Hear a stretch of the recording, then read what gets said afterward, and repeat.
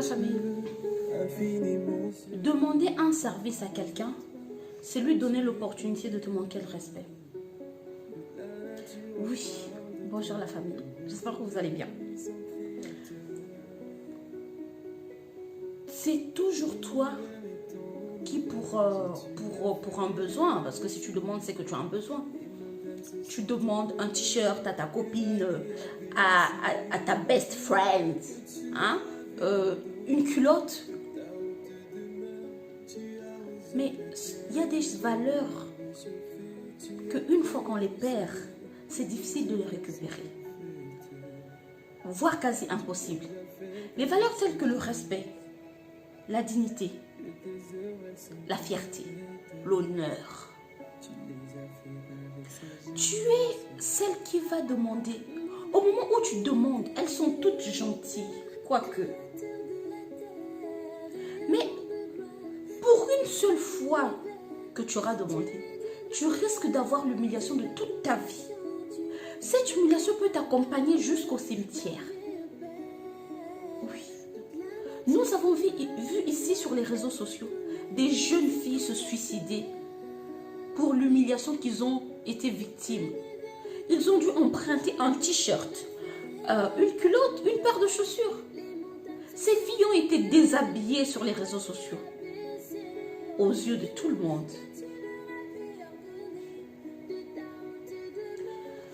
Mais ce qui pousse parfois ces filles-là à emprunter, c'est parfois la peur du regard des autres, de ne pas être à la mode, de ne pas être à la page. Du coup, elles veulent faire comme tout le monde. Mais elles ne se rendent pas compte.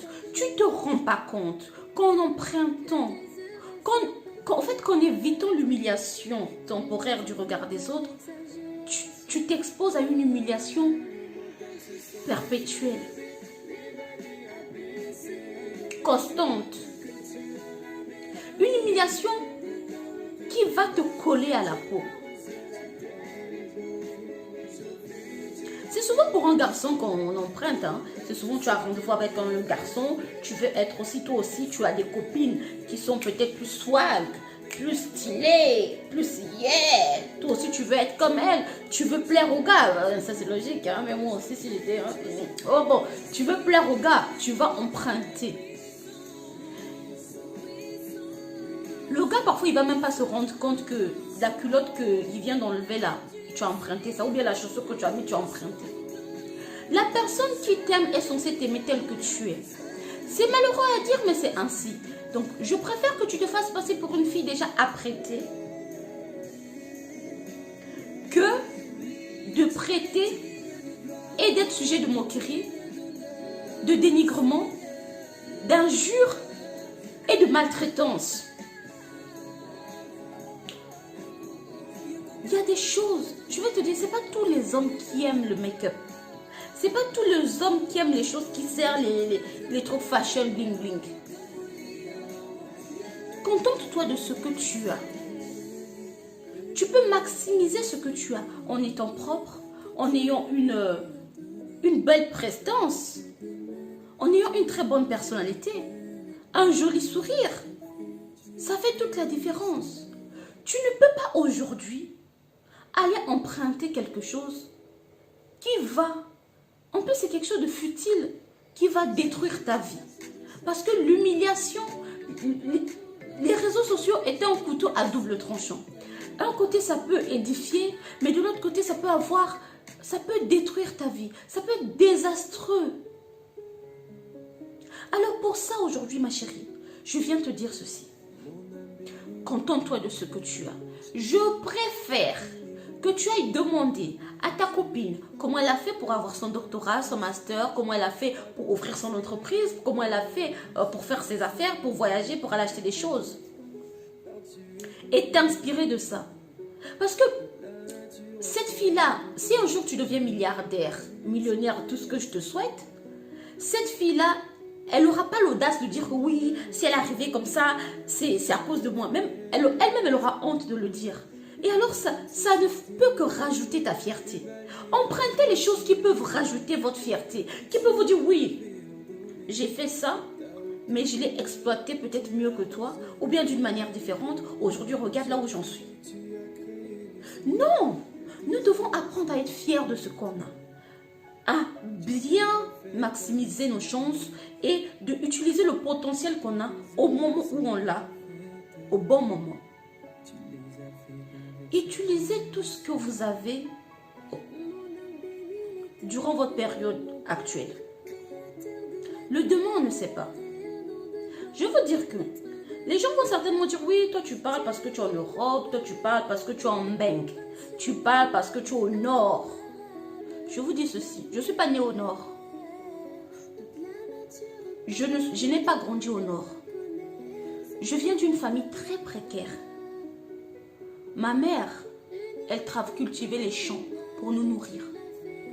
Et nous, pendant les vacances, on partait au village pour cultiver, pour pouvoir s'acheter les vêtements qu'on allait porter à la rentrée scolaire.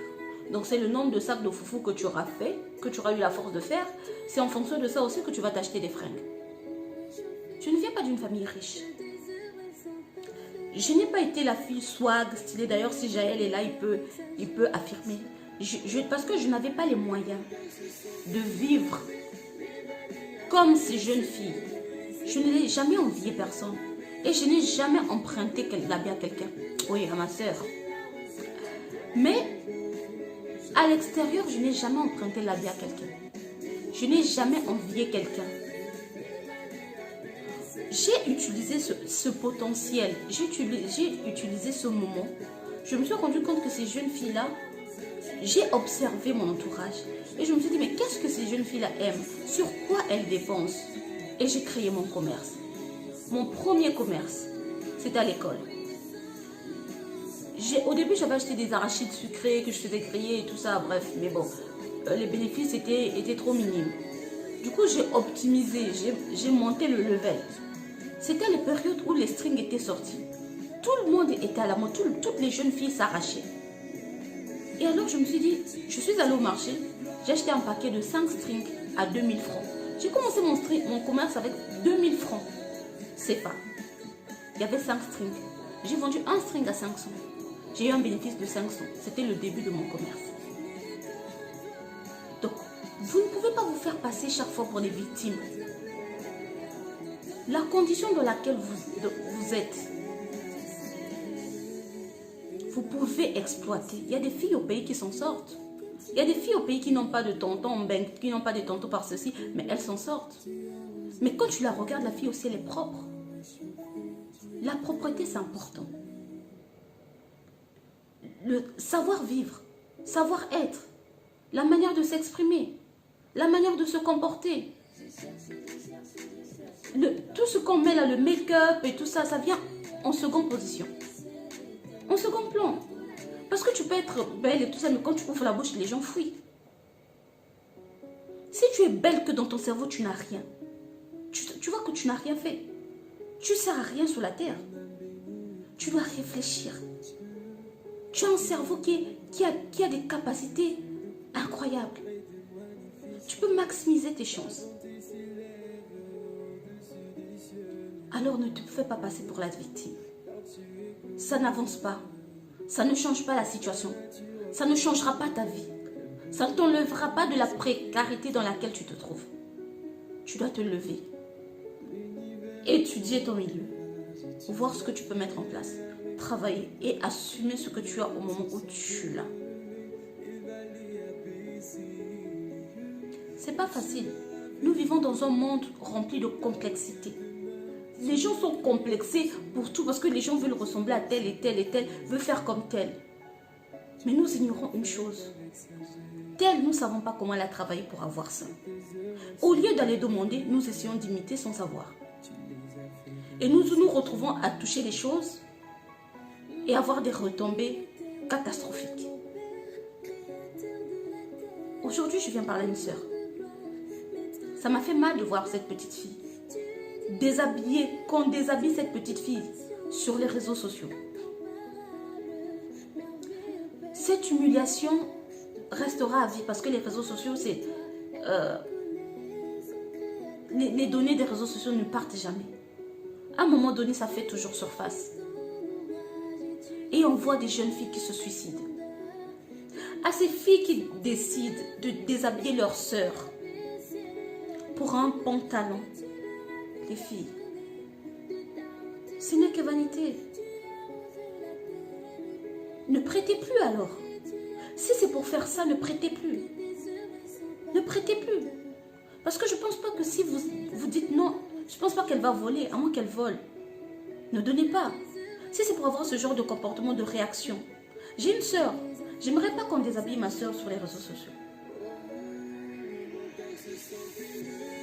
Je sais que c'est pas facile. Le regard des autres. J'ai plusieurs jeunes filles qui m'écrivent, qui me disent, va, s'il te plaît, envoie-moi une perruque. Ma maman n'a pas l'argent de m'acheter une perruque. Je n'ai pas une perruque sur ma tête. Je suis bien coiffée. Je n'ai pas de make-up sur mon visage. J'ai un gloss et un tracé d'eyeliner. C'est tout.